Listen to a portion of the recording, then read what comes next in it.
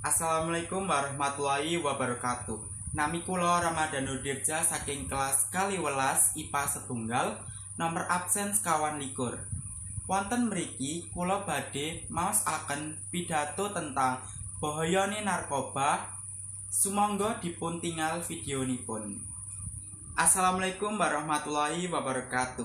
Bapak Ibu guru kepala sekolah ingkang kula hormati, Bapak Ibu tamu undangan ingkang kula hormati, Bapak Ibu guru saha karyawan ingkang kula hormati, lan rencang-rencang ingkang kula tresnani.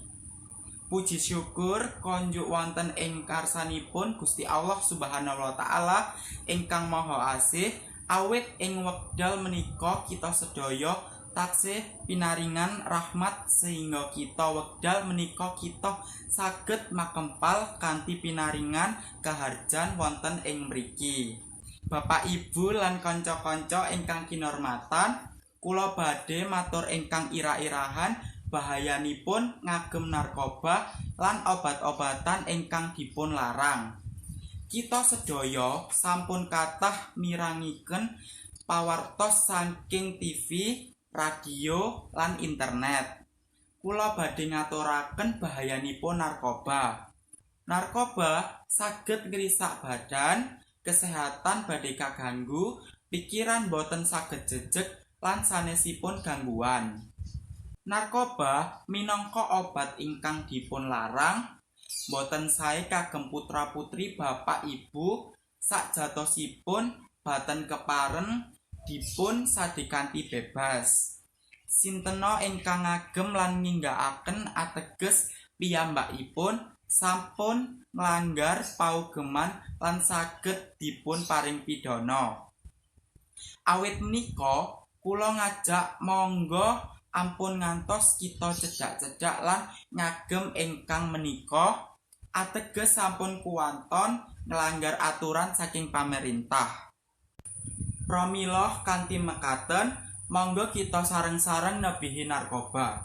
Upaya-upaya ingkang saged dipun tindakake inggih menika ningkataken keimanan dumateng Allah Subhanahu wa taala, ninggalaken utawi nebihi kebiasaan supados ngerokok, ati-ati menawi milih kanca, ningkataken kegiatan ingkang positif kangge ngisi waktu luang.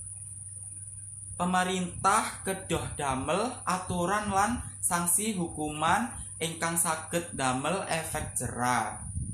Langkung para generasi muda kedah berjuang saha merangi narkoba ampun ngantos kepencut barang ingkang haram menika amargi kita sedaya badhe dados harapan bangsa wonten ing masa depan. Sakiranipun mekaten ingkang saged kula aturaken, mugi-mugi saged ndadosaken manfaat lan pepenget tumrap kita sedaya, lan bilih menawi kula matur wonten kathah kuranginipun, kula nyuwun agunging pangapunten. Mugi-mugi rencang-rencang sedaya boten ngagem narkoba nggih. Mugi-mugi dados murid kang kathah prestasi, saged ndamel bapak lan ibune bangga. Mugi-mugi sesoran wonten ing dinten menika migunani dumateng kita sedaya lan andhadosna kita tiyang ingkang becik. Ana kupat lawe santen, menawi wonten lepat kula nyuwun pangapunten. Wassalamualaikum warahmatullahi wabarakatuh.